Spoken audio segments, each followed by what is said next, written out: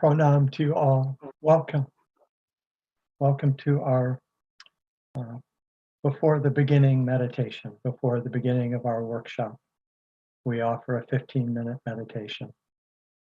And so my invitation to all of us now for the next little bit of time is to become simply aware, very present to what is present in us, with so much love and care to whatever is present in us.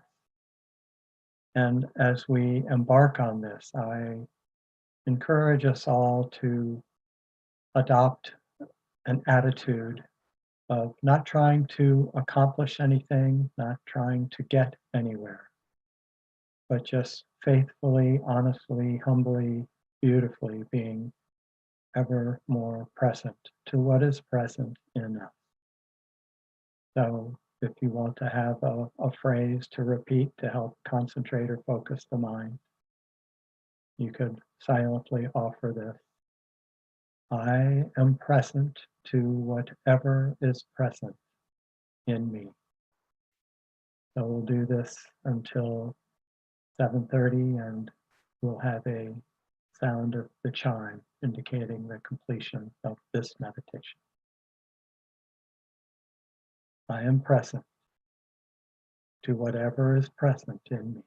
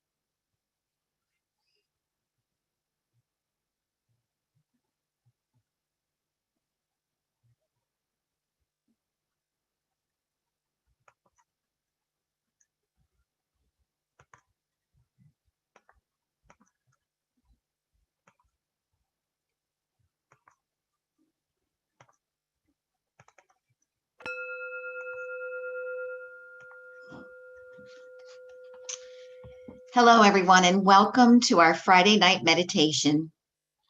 Acharya Premadas will be leading tonight's workshop on the Buddha's teachings on Metta, the first of the 4 Brahmaviharas. A little later, there will be an opportunity to ask a question.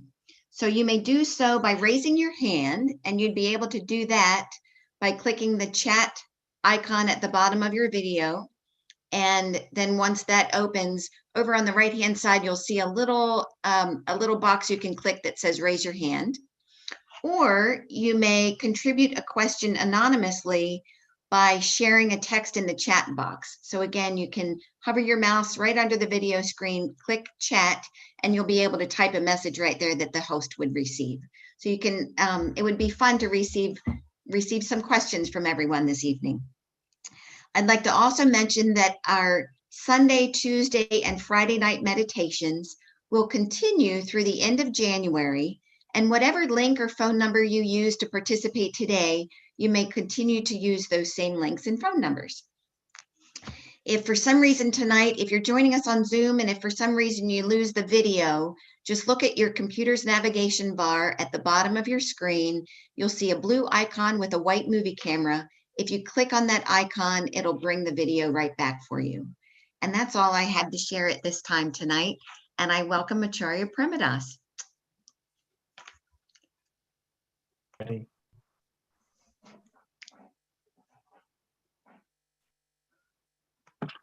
Thank you very much, Lakshmi, and welcome everybody to our meditation on the Brahmavihara. The first of the Brahmaviharas we're going to speak to is Metta, oftentimes translated as loving kindness, sometimes just as love. So we'll begin with a 15-minute meditation, and if we could I'll have a brief introduction, invitation for practice, and then we will have the sound of 3 bells to commence the silent portion of the meditation.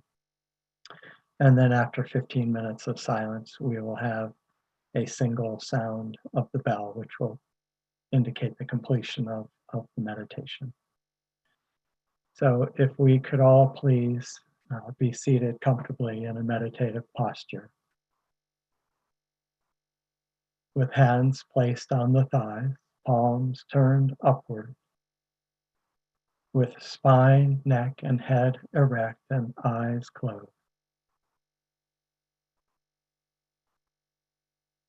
Let us bring our awareness to the center of the heart chakra in the vicinity of the solar plexus.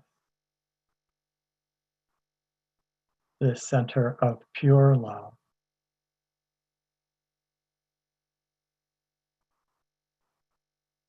And during this meditation, please practice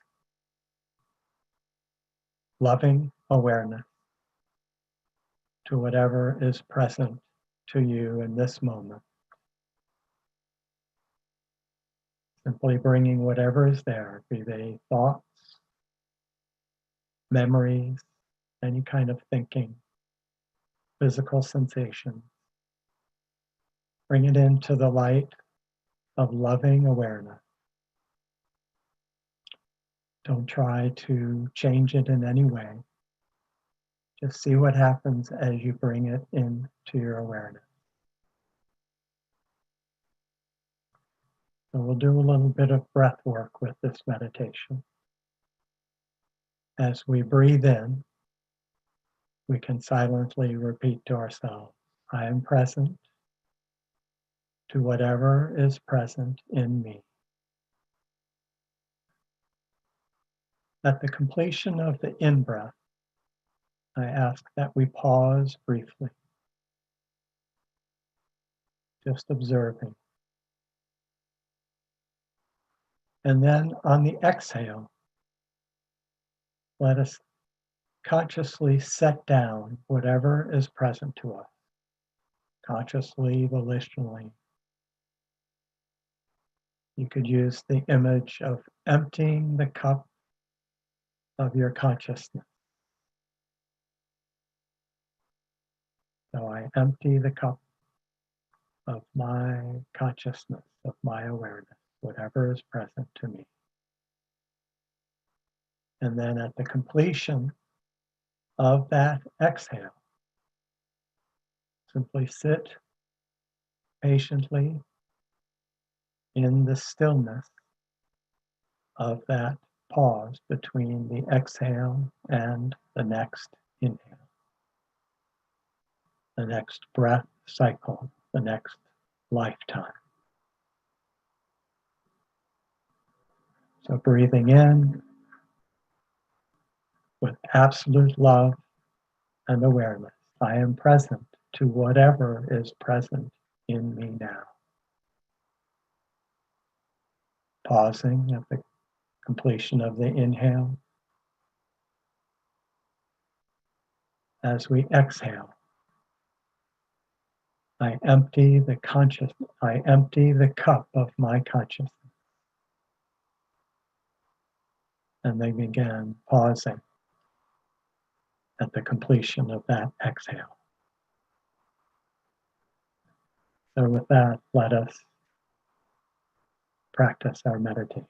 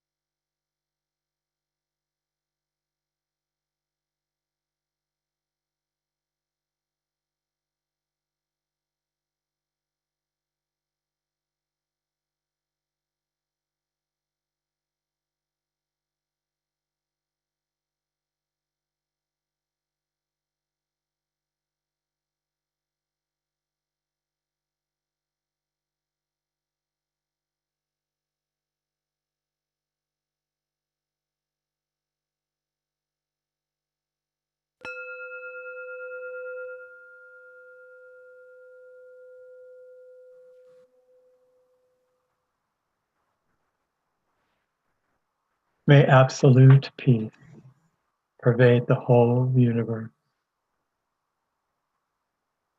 May absolute peace manifest through each of us to bless the world. May absolute peace abide in us as we abide in it. Now and forevermore. Om Shanti, Shanti, Shanti.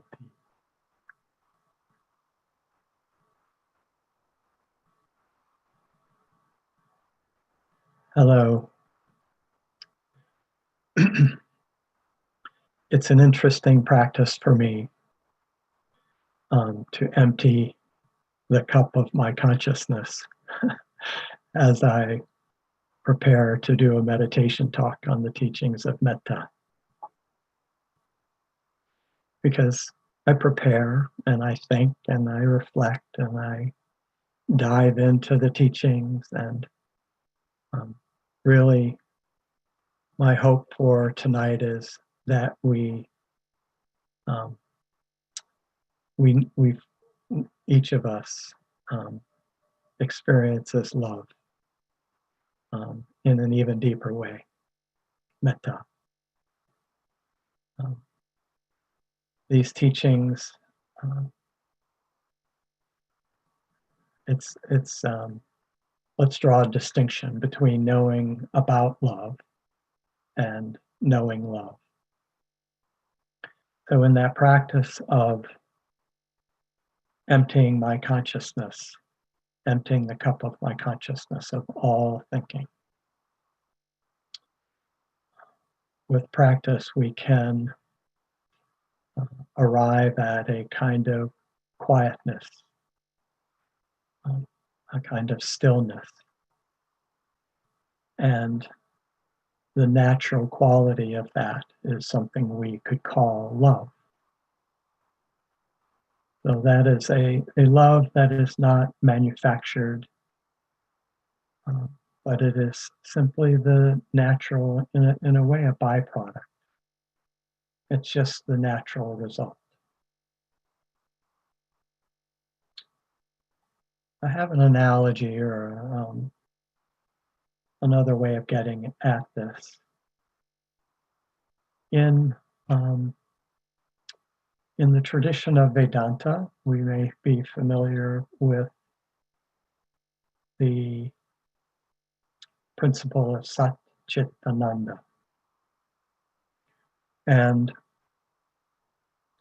so I'll share with you one way of getting at Ananda. So this may not be orthodoxy, it may not be proper doctrine, but I hope that it is enlightening and enlivening.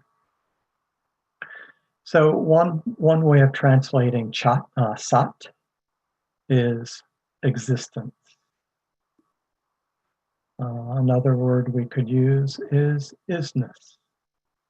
What is, simply what is, all of existence as it is. One way of thinking about the word chit is consciousness. I like the mudra.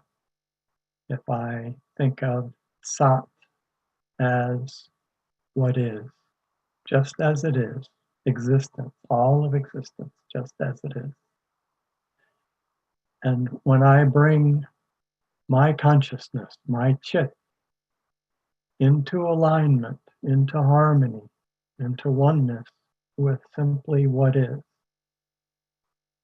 then there is a natural result. What we translate Ananda as bliss. Bliss being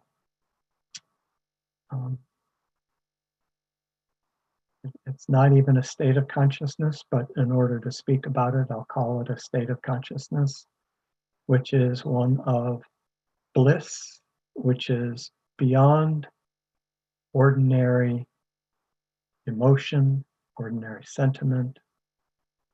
It's beyond.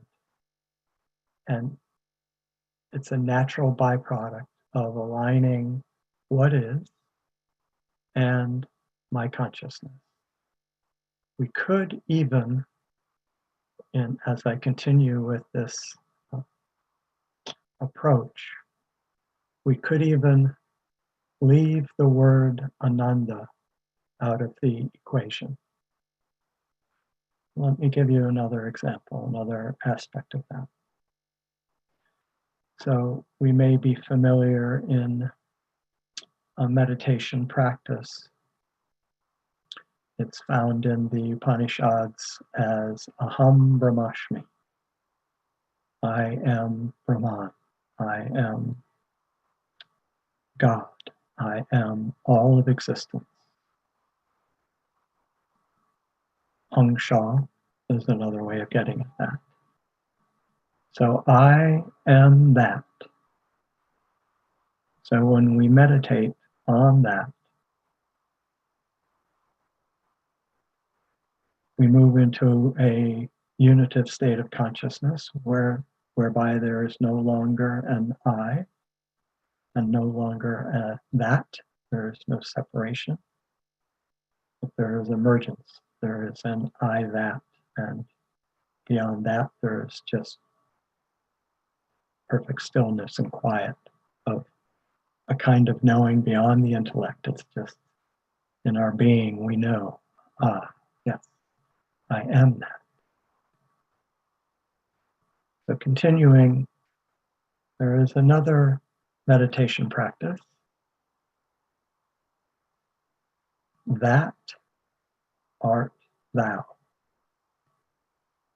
Tad etat. So I encourage meditating on that art thou. Similarly, there is no separation between that and thou, between Brahman and thou, or all manifestation. Okay? I am that art thou. Let me remind us, I'm forgetting the name of the mathematician. Perhaps you remember the formula. If A equals B and B equals C, then A equals C. Right? Do you remember that?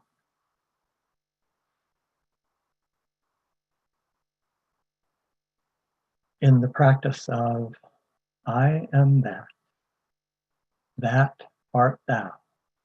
A equals B, B equals C. Now, as I was taught that sequence, there was no B equals C. There was simply I am that. That art thou. That's it. There's no need to fill in the rest. Sat, Chit, Anandam. It is the natural, in a sense, byproduct. It is what is possible when we bring into alignment, into harmony, all of existence, my consciousness, my experience of all of existence. Anandam, in a way, is the unspoken. It doesn't even need to be said. I am that art thou. What is the unspoken that never needs to be said? That experience of oneness could be described as a kind of a love. It is a not constructed love. It is a not construed. It is not fabricated. It is the natural result of what we arrive at.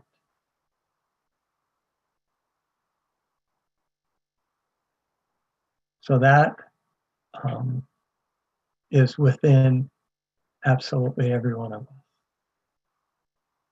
It cannot be given to us.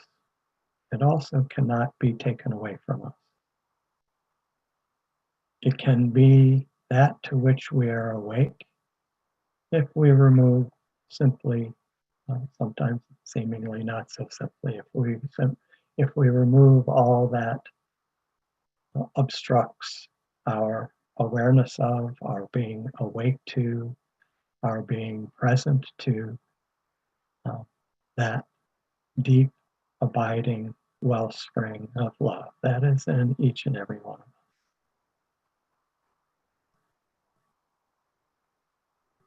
So there are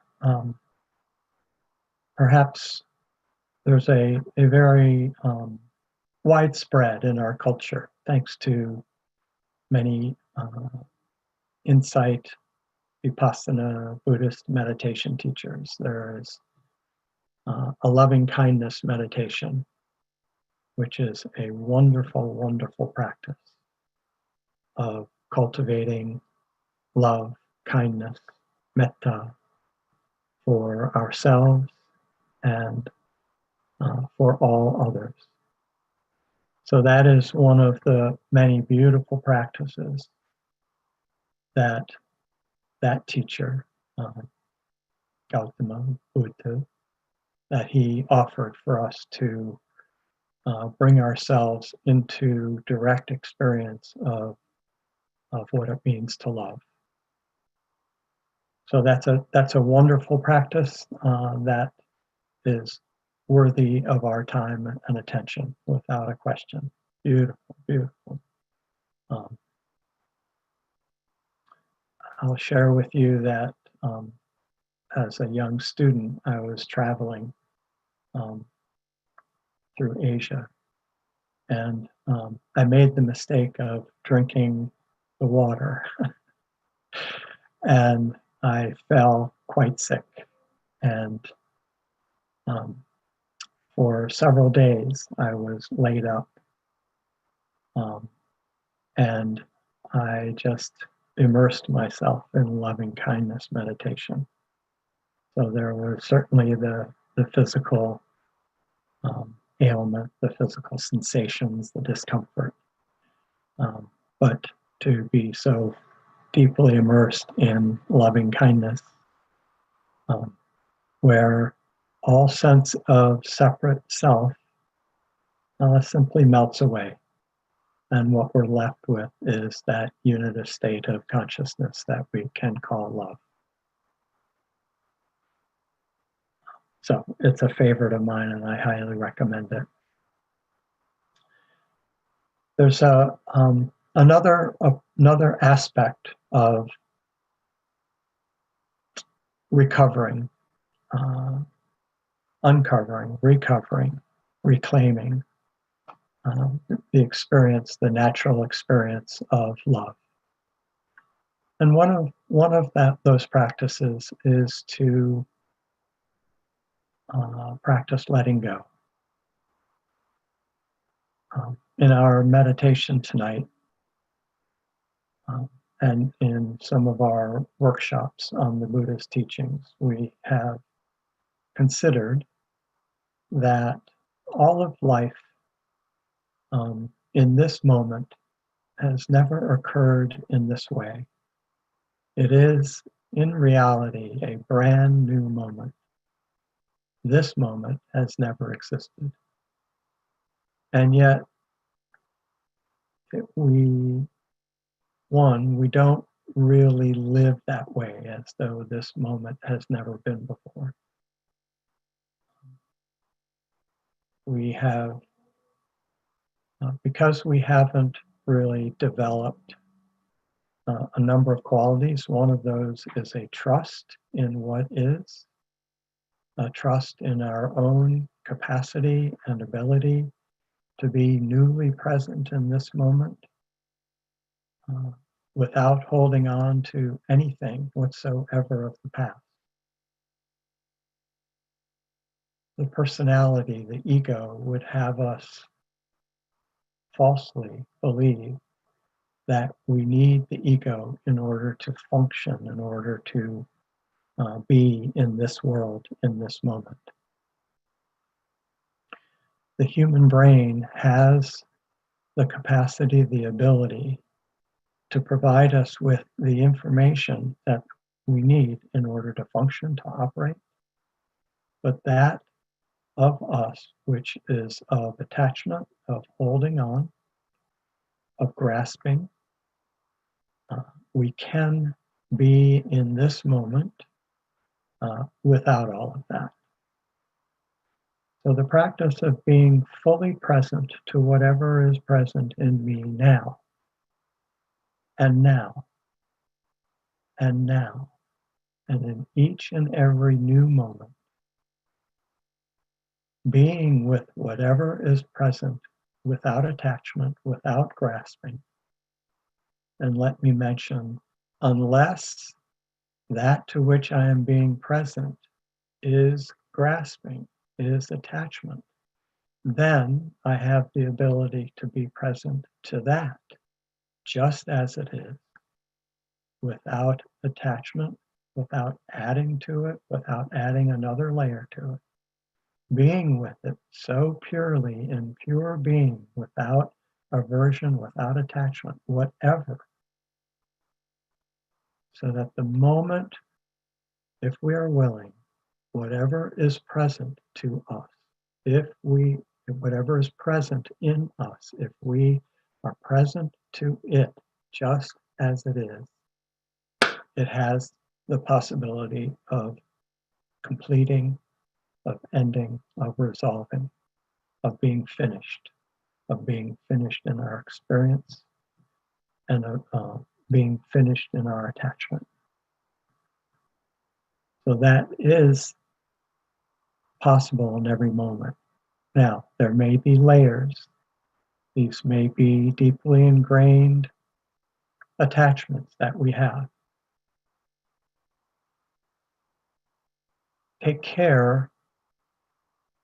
See, once that moment, and we've been fully present to whatever is present in us in that moment, if we are present to that, that disappears as it is in that moment. Now there's a new moment. I've experienced myself a similar or that very same item may come into my awareness. A natural egoic personality type thing to say is, oh, well, there it is again. That didn't work. No, in fact, it could not be there. It cannot be there in precisely the same way.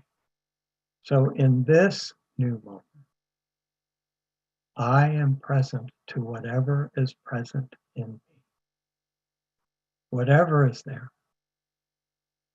As I am present to that, without pushing, without grasping, just as it is, then that moment releases, resolves, heals, completes, finishes. So we have a new moment. So in the construction of this personality, there may be what appears to be a persistence or a continuity. Let us not confuse that seeming continuity or constancy. So my invitation is to engage with a question that is, what is it? What is it that continues from moment to moment? Looking deeply within ourselves. All of this, all of these teachings, where they have their only real meaning their only real value, is for each of us to discover them for ourselves, within ourselves, to awaken to them, to realize them for ourselves. I'm happy to share them. I'm happy to practice as your partner, your friend, your ally, alongside with each of you, with all beings,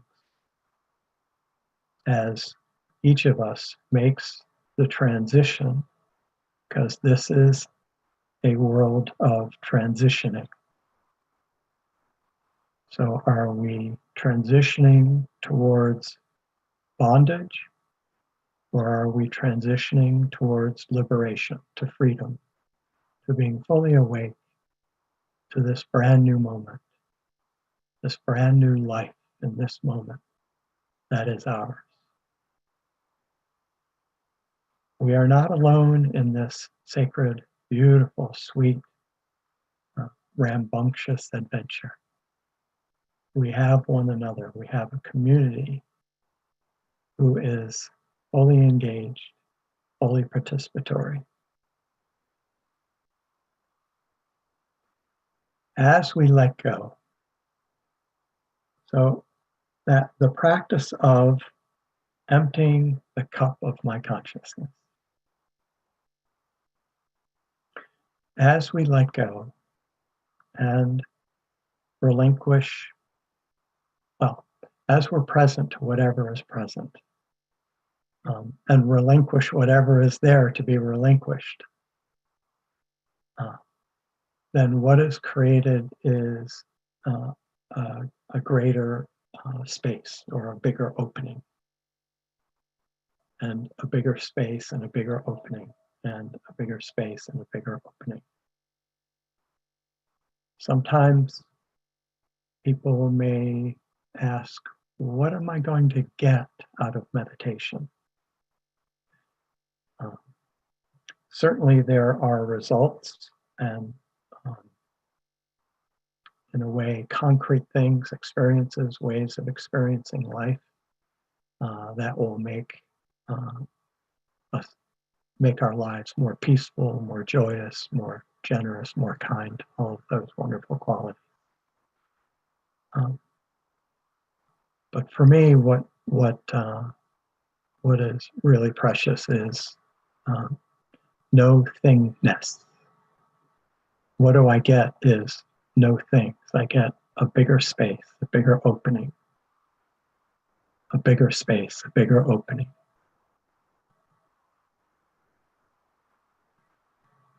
As we're willing to let go,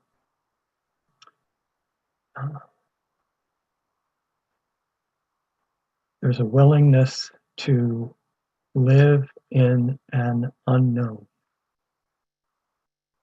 There's less of an urge to fill that space. Nothing wrong with filling the space. That is creation.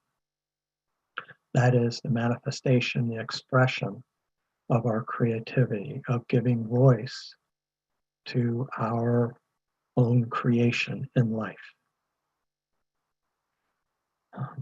So that is a wonderful, wonderful thing. Right? In addition to that, I invite creating, pure creating, is just for this moment,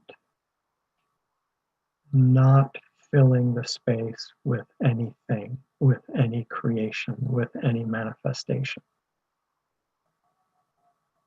but living in the openness of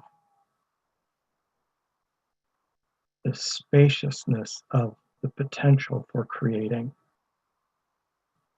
So I'm putting that out there with an invitation to explore that more deeply. This is one of those things that talking about it almost cheapens it. We may try to imagine what that is and may come close, but it is in the practice of that where it's just a wonderful, wonderful practice. As I experience it, that is a kind of a domain where there is another kind of love possible.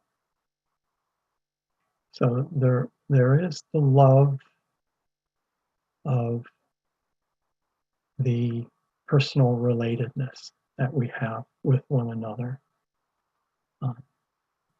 and with life in this realm of form, and that is expressed ever more purely, ever more sweetly, in action, given expression, our voice. How would we love to love today? How would we love to give expression to that today when we awake in the morning? How would you have me express love today? And then our day can be seen as an unfoldment of the ways that love would love to be expressed through each of us. So that is love in action. That is love in this realm of form.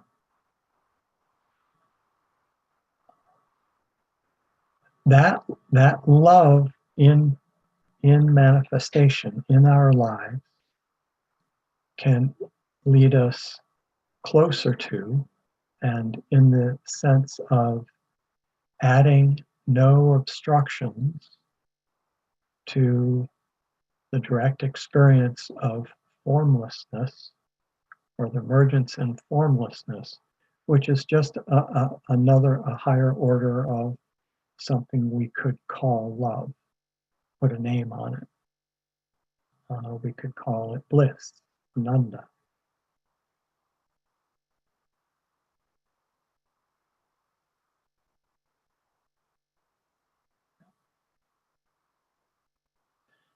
So, Metta, love, loving kindness, this Brahmavihara, this immeasurable state. So we move from the measurable to the immeasurable. And let me mention that is the nature of love, of Metta. It is the nature of that love, of that light, to expand. So we give expression to it as we manifest, as we give voice, as we sing our song of how love would love to be expressed through us. It is manifest, it is multiplied, and it is of the nature to expand and to deepen as we remove the barriers and add no obstructions. Let me bring in the teaching of karma for a moment. So karma is the results of all of our actions. And I don't know if this is true for you, but sometimes in my experience, karma kind of gets a bad rap. Karma, like we've got to get rid of our karma. We have bad karma. Karma, bad karma. And as I understand it, karma is simply a vibrational result of everything that we think, everything that we feel, everything that we say, everything that we do. It's just a natural result. Let's draw a distinction, however, between the karma that adds weight, adds mass, or adds delusion, or adds suffering. And there is karma which does not add those defilements. So let's not be afraid of karma. let us be wise and discerning about our karma. So am I in this moment, or if we do a little review of our day, how is my day today? How did I do? The vibrational result. It's very helpful to do a little review with compassion, with understanding, though, without judgment, free of judgment. How are the ways that I expressed that love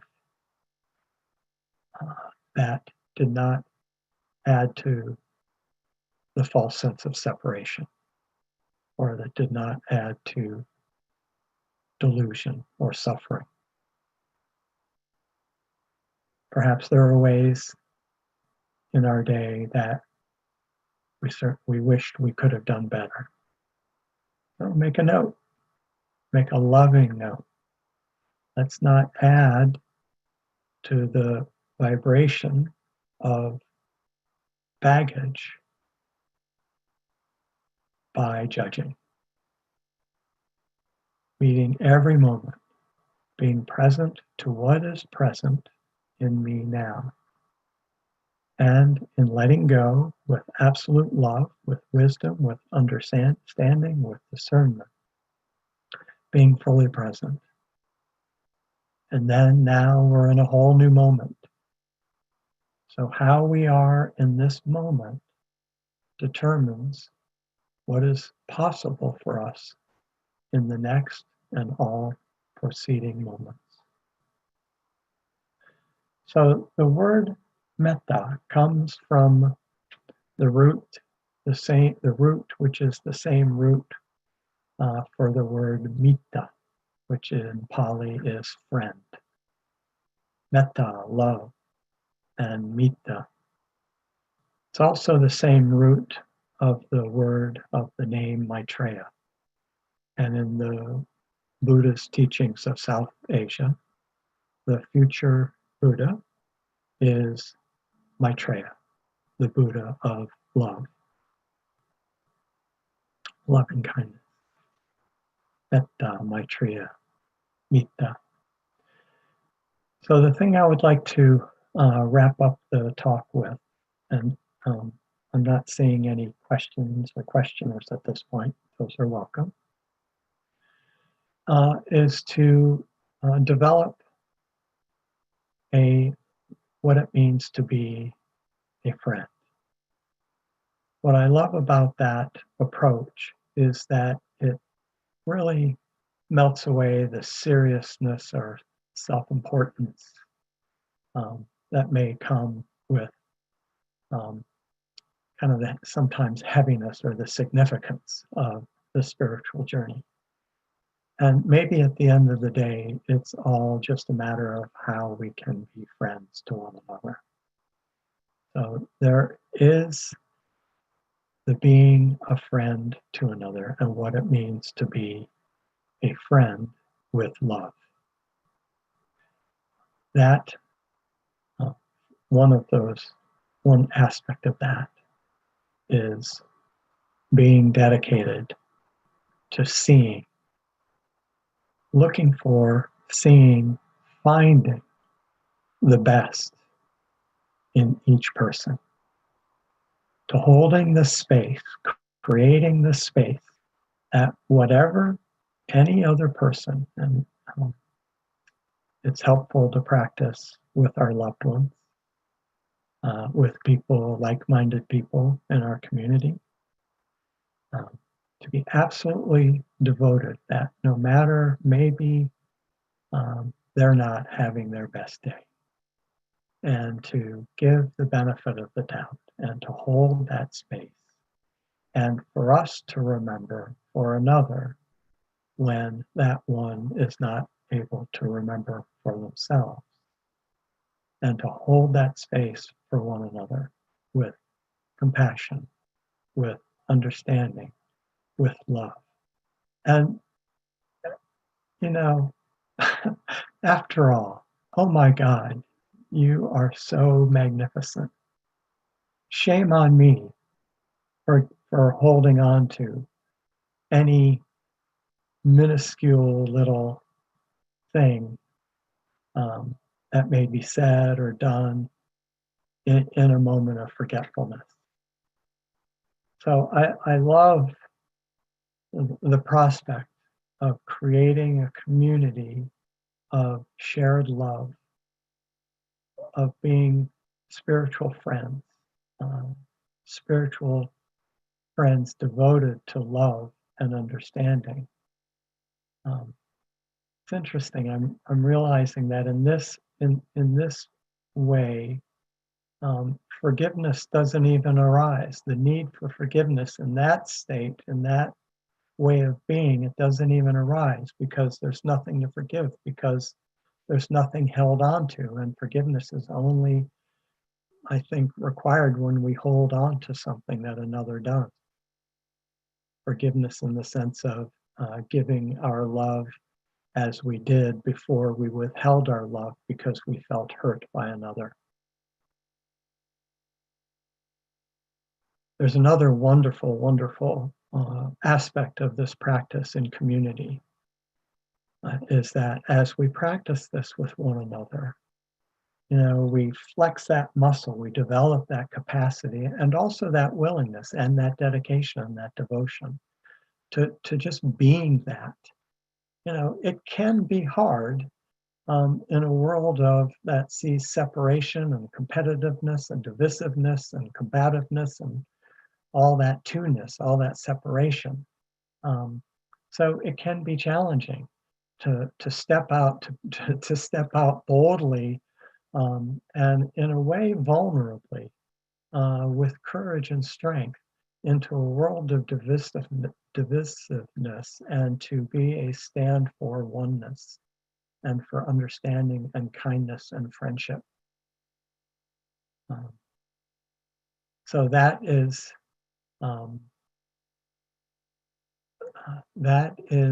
the blessing, the gift of the community, of this Awake Yoga Meditation community into which I stepped some years ago. Being one who has received so much kindness, so much love. And so it is nothing short of an absolute joy to be able to offer that to my fellow community mates, and for us to join together in this endeavor, and move out into the broader community, one day at a time, one step at a time, one occasion at a time, to be the one to initiate, to be an initiate in this sense, to be the one to initiate understanding, patience, non-reactivity, to initiate responsiveness, to not adding anything, to be fully present to what is present in that being, in that moment, and to stand alongside them, not necessarily physically, want to inappropriately, make contact, but in a way, offer, not impose, offer a loving hug or a recognition of oneness. That in this moment, I have the ability to hold the space in our relationship. And I do that because I am aware of the very, very natural love born of knowing our oneness. I am that.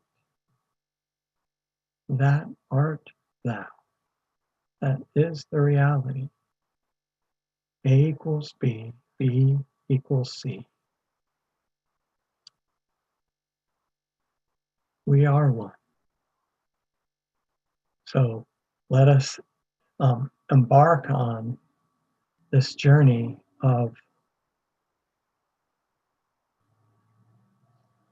knowing ever more deeply. So let me get at another aspect of this love. I mentioned earlier that it is the nature of love to naturally expand and to unfold.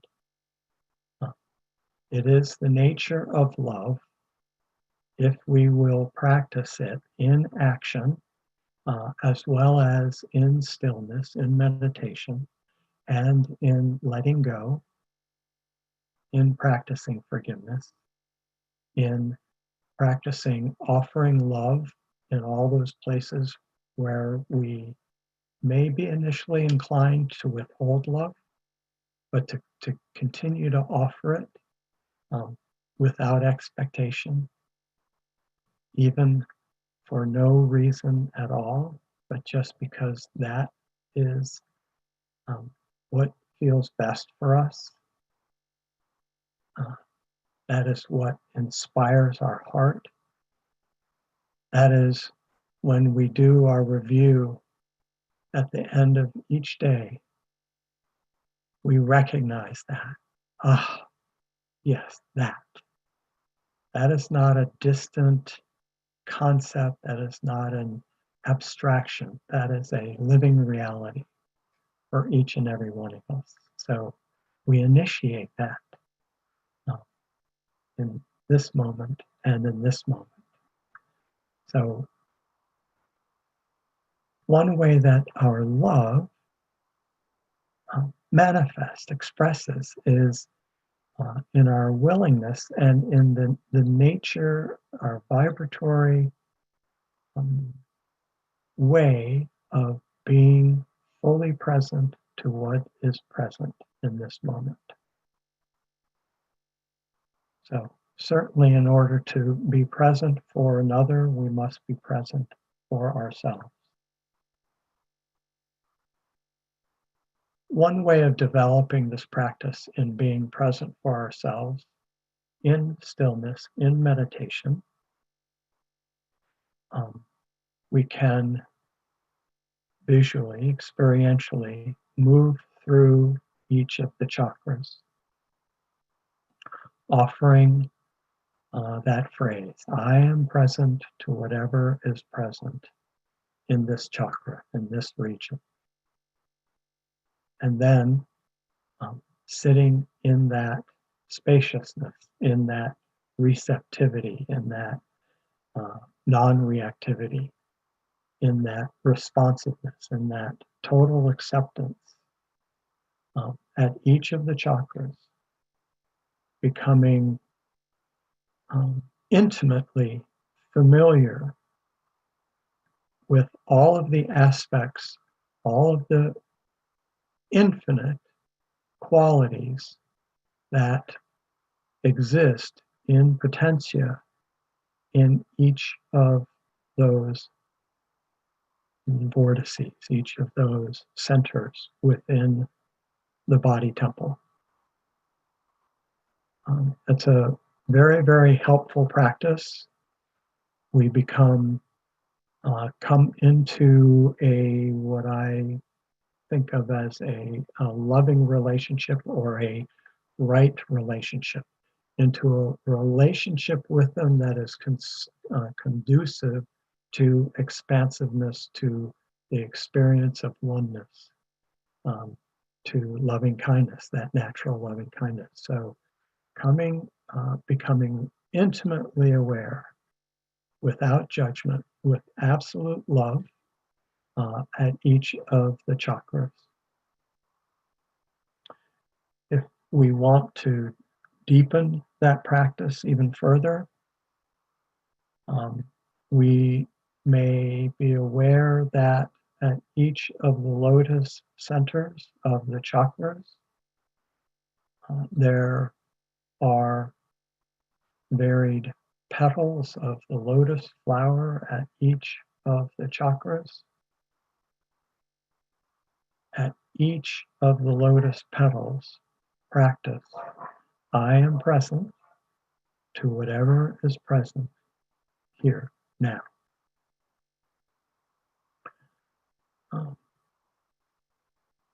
Just take note of the experience of moving through the entire collection and bringing that kind of love and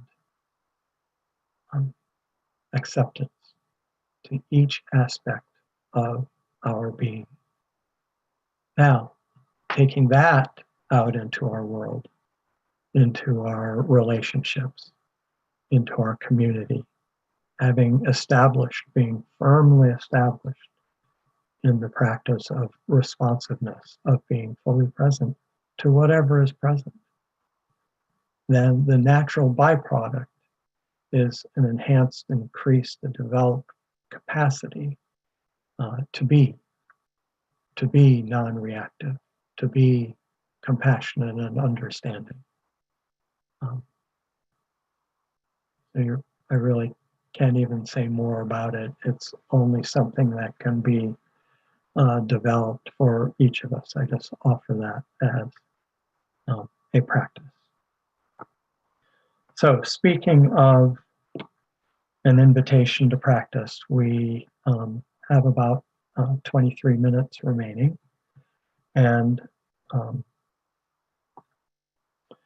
as we move through our week, my invitation is, and you can kind of, sometimes it's helpful to have a phrase along with the vibration that accompanies the phrase, but to be an initiate of love or an initiator of love. So the invitation to practice is, as we begin our day, to inwardly offer ourselves to be an initiator of love. So to consciously enter our day with a willingness, and if we like, with a commitment and a dedication to be an initiator of love. And very, very usefully at the completion of the day, to do a review. And if you'd like to journal, make note of the instances where you, each of us, consciously initiated love during our day. So that's the invitation. And then I'd like to move into a closing meditation. As we set sail, so to speak, as we embark on a journey of love, as we let go of anything and everything that we've held on to, all of which has made the present moment predictable.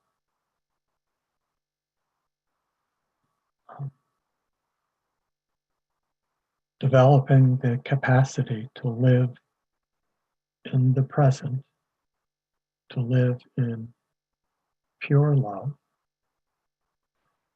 With that comes a willingness and even an enthused excitement to live into an unknown, an unpredictable future, into a mystery. I think, unfortunately, we have been conditioned by our culture to try to control, to figure out, to have certainty about a future, and even to have a predictable future. Because when you can predict the future, you can manipulate the circumstances and conditions to try to make the outcome that you think you want or that you want. So that's all good and fine. That's great for the stock market. Nothing wrong with that. There's another possibility of how we move into the future, and that is to live in an absolute trust of love to live into an unknown, into the mystery, even without having a frame of reference or something to compare our reality to. So there is a beautiful, magnificent, and talk about spaciousness and openness to live into, which is an expanded sense of possibility for ourselves and for our loved ones in our relationships, our one-on-one relationships, in our community, our spiritual community, and in communities beyond our immediate community, and how our community interfaces with other communities and beyond. So I guess the question is, am I willing to live into a future that I don't know what that future is? I'm not trying to define or determine how it's going to show up, how it's going to manifest. But I trust in the law of love. I trust in the teachings of truth. I trust in Sat, in what is, enough to relinquish, to consciously set down, to empty the cup of my consciousness, which makes an unknowable future possible, and then to just live into that and see what happens. Not predictable. So if we could, let me just mention that as we move into this meditation, that at the completion of this meditation, we'll have a single chime of the bell, and then I'll have a concluding greeting, and that will be the completion of our time together tonight. And in the meantime, thank you for your presence here.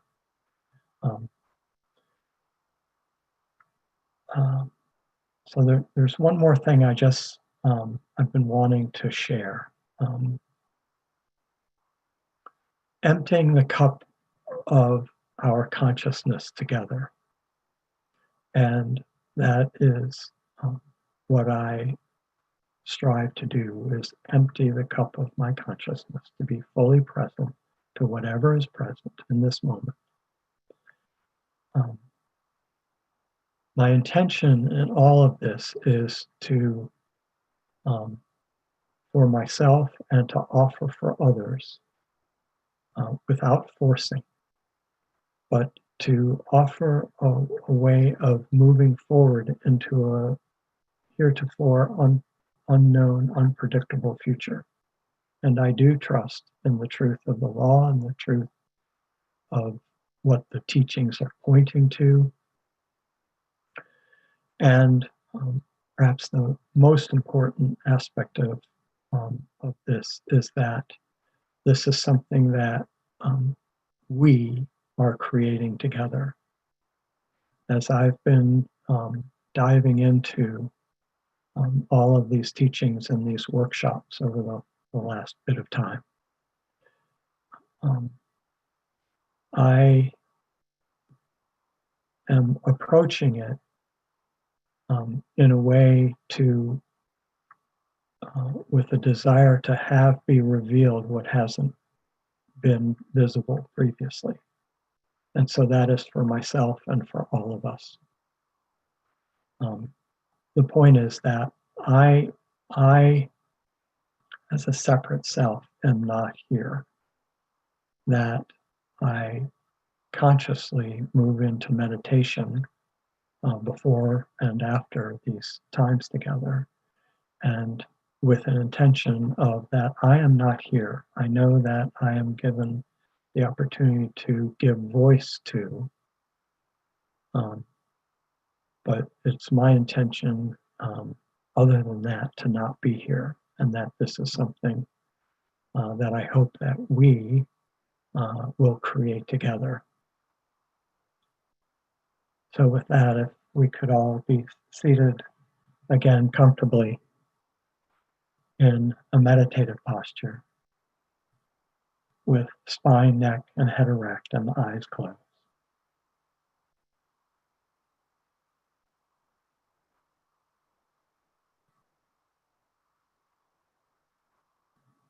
We have arrived at this moment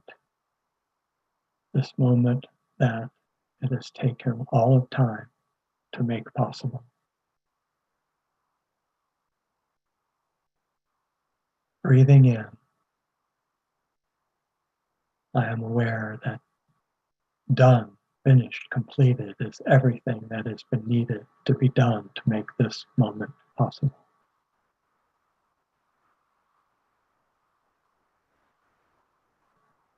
Pausing at the completion of the inhale.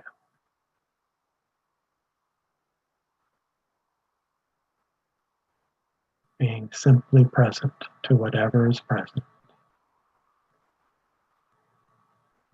And as we exhale,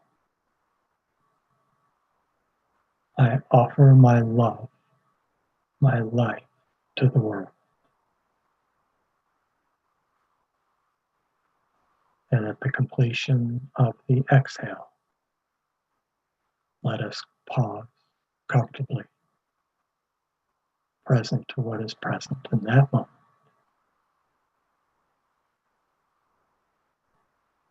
Breathing in, done is everything that has been needed to be done. Pausing. Exhaling. I offer my love, my life to the world.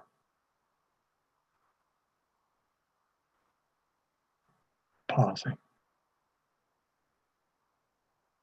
Let us practice this together now.